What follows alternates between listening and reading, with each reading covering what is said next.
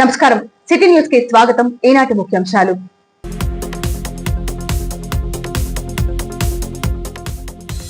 పల్నాడు జిల్లాలో ఆగస్టు మొదటి వారం నుండి సాగర్ నీటి విడుదల. చీఫ్ విప్ జీవి.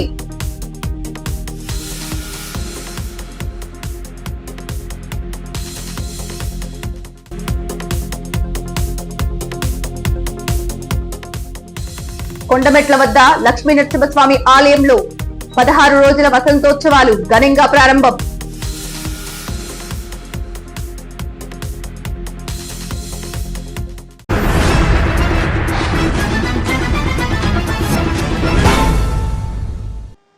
నర్సరావుపేట కలెక్టర్ కార్యాలయంలో జరిగిన సాగునీటి సలహా మండలి సమావేశంలో కీలక నిర్ణయాలు తీసుకున్నారు. ఈ సమావేశంలో చీఫ్ విప్ జీవి ఆంజనేయులు, ఎమ్మెల్యేలు ఎరపతినేని శ్రీనివాసరావు, చదలవాడ అరుణ్ బాబు పాల్గొన్నారు. ఈ సందర్భంగా చీఫ్ విప్ జీవి ఆంజనేయులు మాట్లాడుతూ పల్నాడు జిల్లాలోని 4.48 లక్షల మంది రైతుల ప్రయోజనాలను కాపాడేలా ఆగస్టు మొదటి వారం నుండి సాగర్ నీటిని విడుదల చేయడానికి సన్నాహాలు చేస్తున్నట్లు తెలిపారు.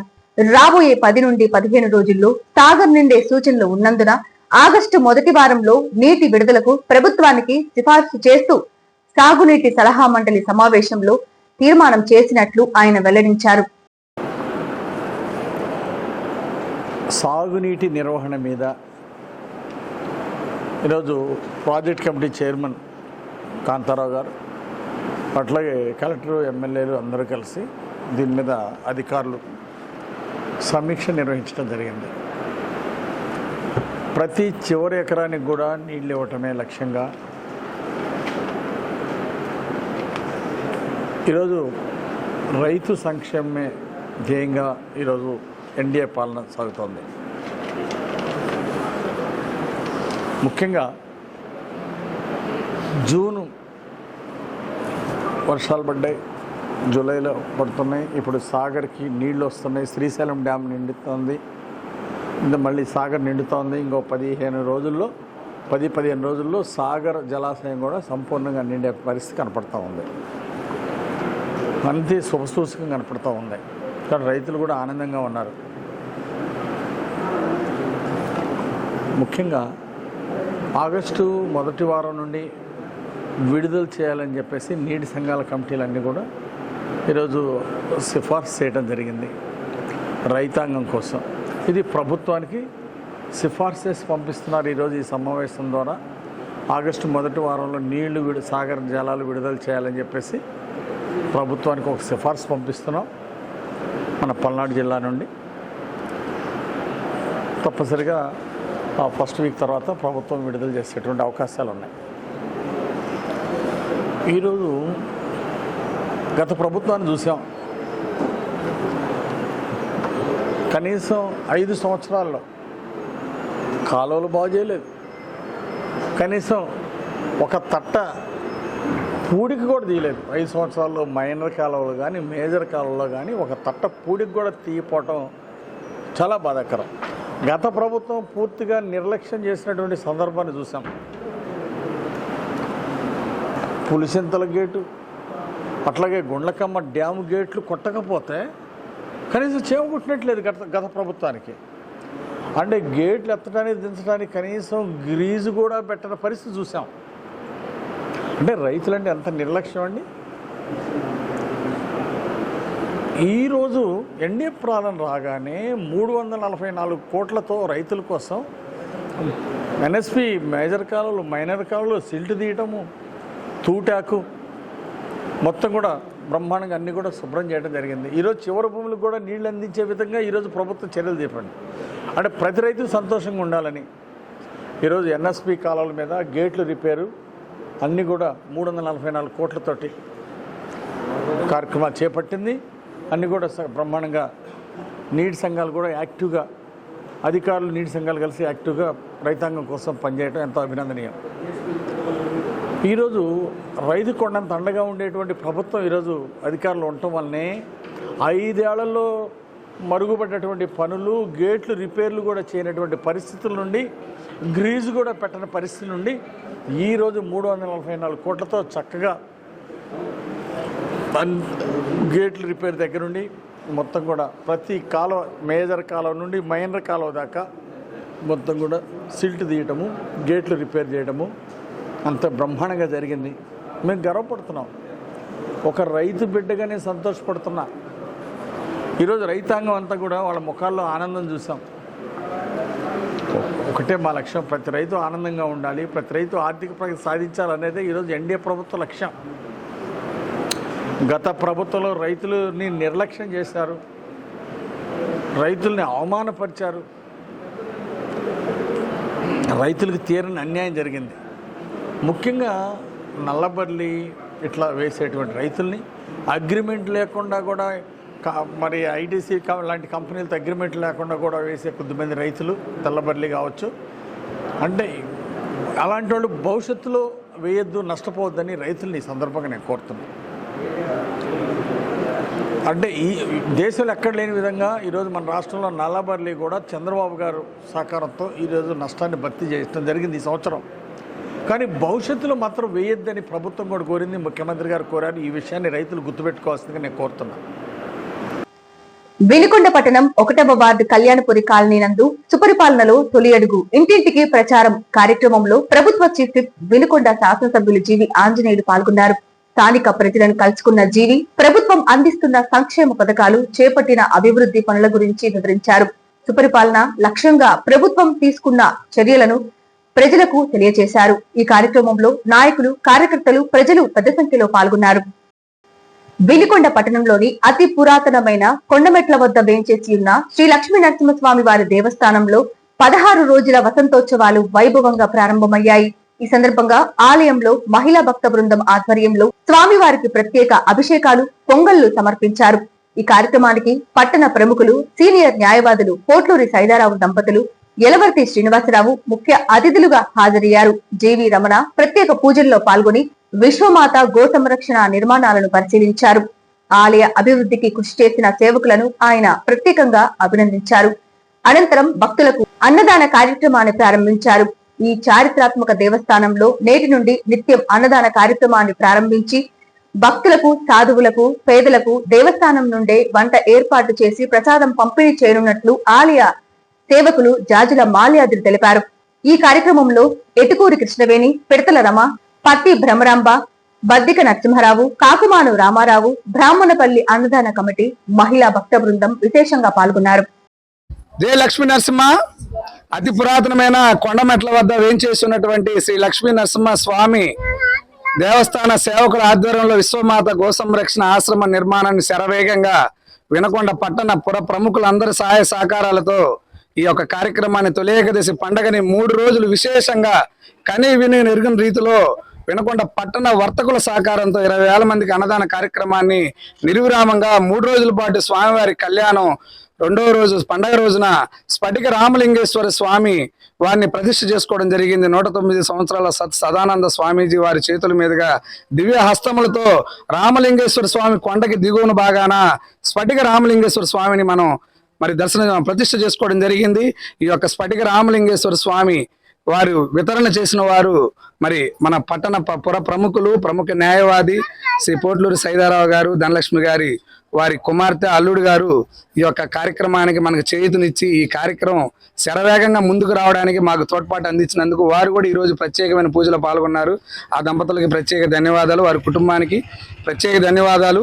స్వామివారి సేవలో ఈ 11 సంవత్సరాలుగా మరి సైదారావు గారు మాకు అందుబాటులో ఉండి అన్ని కార్యక్రమాలకు చేయూతనిచ్చి మమ్మల్ని మా వెన్నంటే ఉండి మమ్మల్ని ముందుకు నడిపిస్తున్నందుకు వారికి ప్రత్యేక స్వామివారి దివ్య ఆశీర్వాదం. అదేవిధంగా మా లక్ష్మీ నరసింహస్వామి సేవకులు, అన్నదాన కమిటీ, ఆశ్రమ నిర్మాణ కమిటీ,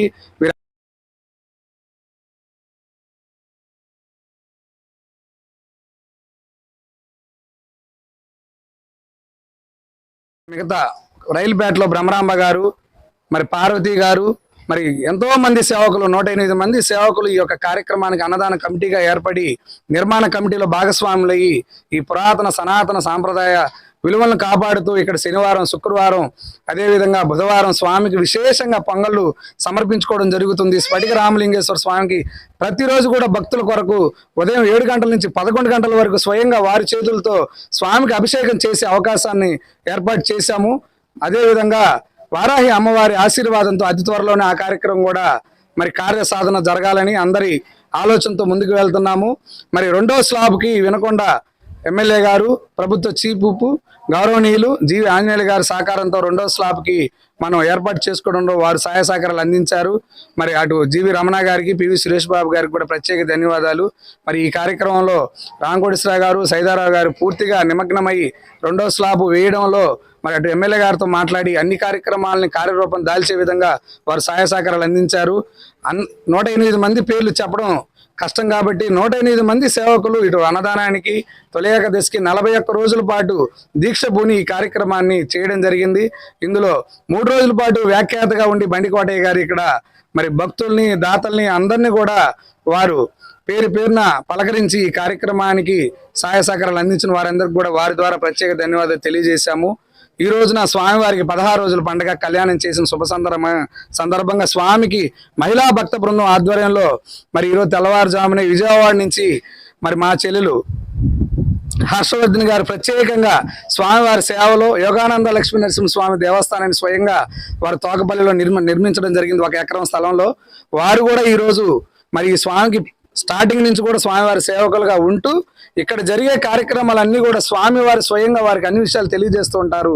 వారు తెలియజేసే విషయాలను కూడా మేము అన్నిటిని కూడా గమనంలోకి తీసుకొని ఇక్కడ చిన్న చిన్న మార్పులన్నీ చేసుకుంటూ బాగా నిష్టగా, నియమంగా, దీక్షగా ఈ కార్యక్రమాలన్నింటినీ నిర్వహిస్తున్నాం. ఈ కార్యక్రమాలన్నిటికీ సహాయ సహకారాలు అందిస్తున్న ప్రతి ఒక్కరికి కూడా పాదాభివందనం తెలియజేస్తూ ఈ యొక్క చక్కటి అవకాశంలో పాల్గొనే అవకాశాన్ని, ఇక్కడ చేసే అవకాశాన్ని ప్రతి ఒక్క దాత మమ్మల్ని ముందుండి నడిపిస్తున్నందుకు వారికి ప్రత్యేక ధన్యవాదాలు తెలియజేస్తున్నాము.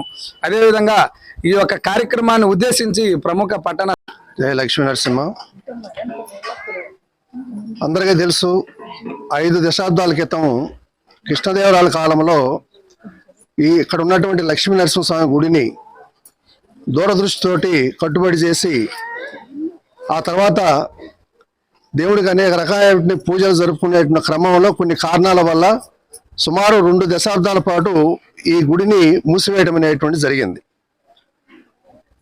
అమ్మా ట్రస్ట్ బాబా గారిని గుంటూరులో ఉంటారు. ఆయన యొక్క ప్రధానమైన ఉద్దేశము, ఆయన యొక్క లక్ష్యము కేవలం సేవ చేయటం, అన్నదానం చేయటం. వారు ఇక్కడ గుడి ఉందని తెలుసుకొని ఆయన సందర్శించి ఆయన యొక్క ప్రోత్సాహంతో మళ్ళా పునఃప్రారంభం అనేటువంటిది ఈ గుడి 12 సంవత్సరాల క్రితం జరిగి ఆ రోజు నుంచి ఈ రోజు వరకు కూడా ఆయన తలపెట్టినటువంటి అన్నదాన కార్యక్రమాన్ని మరి ఈ యొక్క కార్యక్రమ నిర్వాహకులు ముఖ్యంగా మాల్యాద్రి గారు, ఇక్కడ అనేక మంది పురప్రజల యొక్క సహాయ సహకారాలతోటి అన్నదాన కార్యక్రమాన్ని నిర్విరామంగా కొనసాగిస్తా ఉన్నందుకు వారిని అభినందించక తప్పదు. అదేవిధంగా ఇక్కడ మనం చూసినట్టయితే గోరక్షణ సంరక్షణ ఆశ్రమం అనేటువంటి దాన్ని ఇక్కడ ఉన్నటువంటి ఇంతకుముందు పూర్తిగా మరి జంగిల్ తోటి కవర్ అయి ఉన్నటువంటి ఈ స్థలాన్ని మరి గుడి కింద తీసుకొని ఇక్కడ ఉన్నటువంటి మొత్తం శుభ్రం చేసి ఈ రోజున 2 స్టేర్ల బిల్డింగ్ని ఆశ్రమం కోసం నిర్మించడం అనేటువంటిది చాలా అభినందనీయమైనటువంటి విషయంగా చెప్పుకోవాలి.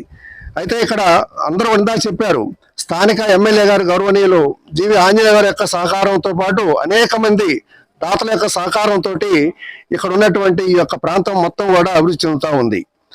ఎక్కడైతే మరి ఆధ్యాత్మిక అనేటువంటిది అభివృద్ధి చెందుతూ ఉంటుందో ఆ చుట్టుపక్కల ప్రాంతం మొత్తం కూడా అనేక రకాలుగా సస్యశ్యామలంగా ప్రశాంతంగా ఆ ప్రజలందరూ కూడా ఉండటానికి మరి అక్కడ ఉండేటువంటి ఆ పరిస్థితులన్నీ కూడా దోహదం చేస్తాయి. కాబట్టి ఇక్కడ ఉన్నటువంటి ఈ పరిస్థితులందరూ కూడా ప్రజలందరూ కూడా గమనించి మరి ఇక్కడ మనం చూసాం, ఇక్కడ ఒక ధ్యాన కేంద్రం, దీంట్లో స్ఫటిక లింగాకారాన్ని కూడా తొలి ఏకాదశి రోజున మరి ప్రతిష్ఠించడం అనేది జరిగింది. ఒక మంచి వాతావరణాన్ని ఇక్కడ సృష్టించుకోవడం అనేది జరిగింది. దాతలందరూ ఇంకా ఎక్కువగా సహాయం చేసినట్లయితే ఒక మంచి ఆధ్యాత్మిక కేంద్రంగా అనేక సేవా కార్యక్రమాలు చేసుకోవడానికి అవకాశం ఉన్నటువంటి ఒక ప్రాంతంగా ఈ యొక్క ప్రాంతం అనేటువంటిది, ఈ యొక్క స్థలం అనేటువంటిది అభివృద్ధి చెందడానికి మరి ఎక్కువ మందికి అనేక రకాలుగా ఒక మంచి కార్యక్రమాలకి ఉపయోగపడటానికి అవకాశం ఉంటుందని చెప్పి తెలియజేస్తూ, మరి ఇక్కడ చూస్తా ఉన్నాం, ఇక్కడ ఉన్నమంటే అనేక మంది మహిళా మనులు ఉన్నారు. ఈ మాల్యాద్రి గారు, మరి నరసింహరావు గారు, మరి రామారావు గారు, వీళ్ళతో పాటు వాళ్ళందరూ కూడా మరి కలిసి ఇంటింటికి తిరిగి ఈ ఆశ్రమం యొక్క నిర్మాణం కోసం, మరి లక్ష్మీ నరసింహస్వామి యొక్క గుడి యొక్క అభివృద్ధి కోసం మరి అనేక రకాలుగా వాళ్ళు సేవ చేస్తున్నందుకు వాళ్ళందరినీ కూడా అభినందించాల్సినటువంటి అవసరం ఉంది. కాబట్టి ప్రజలందరూ కూడా తెలియజేసేది ఏంటంటే ఇలాంటి కార్యక్రమాలకి ప్రజలందరూ కూడా వారి యొక్క చేయూతనివ్వాలి, వారి యొక్క సహకారాన్ని ఇవ్వాలి, అలాంటి వాళ్ళ యొక్క సపోర్ట్ ఉండాలి. అలా ఉన్నప్పుడు మరి బాగా అభివృద్ధి చెంది అనేక మందికి అనేక రకాలుగా మంచి కార్యక్రమాలకు ఉపయోగపడడానికి అవకాశం ఉంటుందని చెప్పి ఈ సందర్భంగా తెలియజేస్తూ ఈ యొక్క కార్యక్రమాలు నిర్వహిస్తున్నటువంటి మాల్యాద్రి గారికి వాళ్ళ శిష్య బృందాన్ని మొత్తానికి కూడా మరి ప్రత్యేకమైనటువంటి అభినందనలు, ధన్యవాదాలు తెలియజేస్తూ సెలవు తీసుకుంటున్నాం.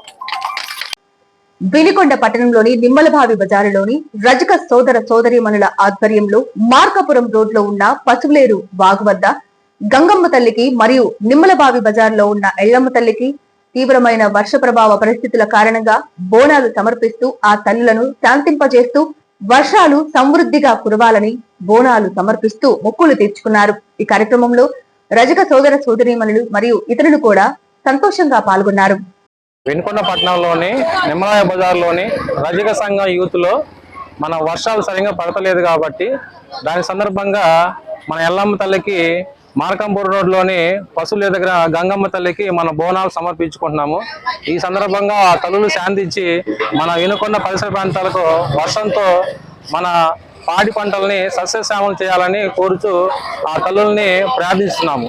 ఈ సందర్భంగా మన నిమ్మలాయ బజార్లోని రజకులంతా కలిసి వాళ్ళతో పాటు మిగతా వర్గాలకు కలిసి వాళ్ళ తల్లులకి బోనాలను సమర్పిస్తున్నాము. Thank you. వినుకొండలో ఆదివారం రైలు తగిలి 27 సంవత్సరాల వయసు కలిగిన జక్కంపూడి రామారావు అనే యువకుడు మృతి చెందాడు. పట్టణ సమీపంలోని డిగ్రీ కళాశాల వైపు వెళ్లే రహదారిలో ఈ ప్రమాదం జరిగింది. స్థానికులు తెలిపిన వివరాల ప్రకారం డిగ్రీ కళాశాల సమీపంలో రైల్వే బ్రిడ్జి వద్ద యువకుడు పట్టాలు దాటే సమయంలో అటువైపు రైలు రావటంతో ప్రమాదవశాత్తు ఢీకొని యువకుడు అక్కడికక్కడే మరణించాడు. ఈ రోజు హిందూపురంలో భారతీయ సాహిత్య అకాడమీ ఆధ్వర్యంలో ప్రముఖ కవి కరిముళ్లాకు తిరుపతి వెంకట కవులు సాహిత్య పురస్కారం ప్రదానం చేసి ఘనంగా సత్కరించారు. వక్తలు కరిముళ్ల సాహిత్య సేవలను కొనియాడారు. కార్యక్రమంలో గజల్ శ్రీనివాస్, అనేక మంది ప్రముఖ ఎడిటర్లు, వైఎస్ఆర్ శర్మ, బిక్కి కృష్ణ, విమల సాహితీ జనార్దన్ తదితర జర్నలిస్టులు, కవులు, రచయితలు పాల్గొన్నారు. కరిముల్లా రాసిన పుస్తకాలు తెలుగు సాహిత్యంలో నూతన ఒరవడిని సృష్టించి తెలుగు భాషకు సరికొత్త సొగసులద్దాయని తెలిపారు. అబాబీలు అనేక నూతన వచన కవితా ప్రక్రియ ఆవిష్కరించిన కరిముల్లా అనేక మంది కవులకు మార్గనిర్దేశకులయ్యారని ప్రశంసించారు. భారతీయ సాహిత్య సేవా సమితి అధ్యక్షుడు టిప్పు సుల్తాన్, యునైటెడ్ ప్రింట్ అధ్యక్షుడు ఉమర్ ఫారూక్ ఖాన్ నిర్వహించిన ఈ సభ విజయవంతమైంది. సిటీ న్యూస్ ఇంతటితో సమాప్తం. తిరిగి రేపటి సిటీ న్యూస్ లో మళ్ళీ కలుద్దాం. అంతవరకు సెలవు. నమస్కారం.